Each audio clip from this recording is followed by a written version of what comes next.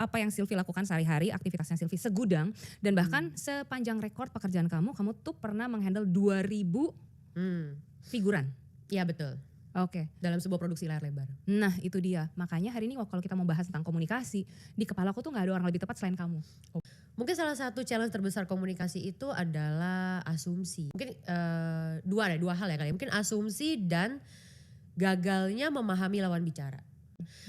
Pertama kalau asumsi itu sendiri biasanya sering terjadi itu karena kita itu ketika ngomong sama orang gitu kan, misalnya kayak aku mau ngomong nih sama Cia Mariana gitu kan, terus tapi kalau misalnya aku ngomong kata-katanya begini, nanti dia mikirnya gini-gini lagi, duh gimana ya kalau misalnya aku ngomong kayak gitu nanti dia mikir aku orangnya gini-gini lagi gitu. Itu sebenarnya kan asumsi.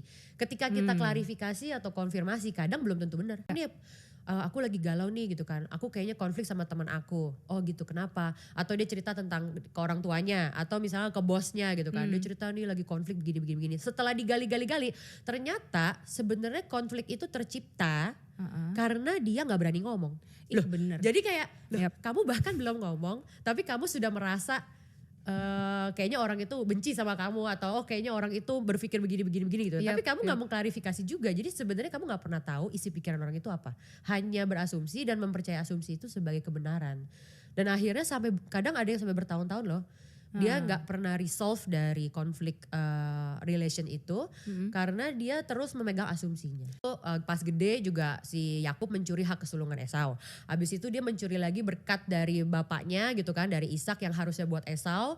Terus dia pura-pura pakai baju berbulu lah segala macam supaya berkat itu tumpah ke Yakub gitu kan. Habis itu dia melarikan diri.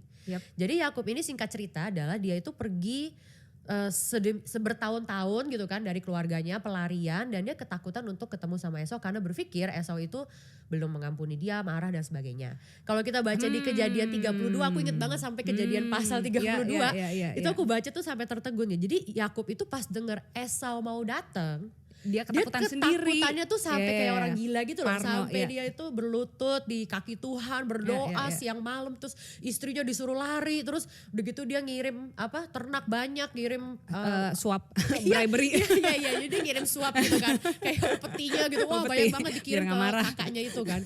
Karena dia pikir kakaknya tuh marah gitu kan. Dan bakalan mau membunuh dia. Dan lain-lain itu bertahun-tahun punya case.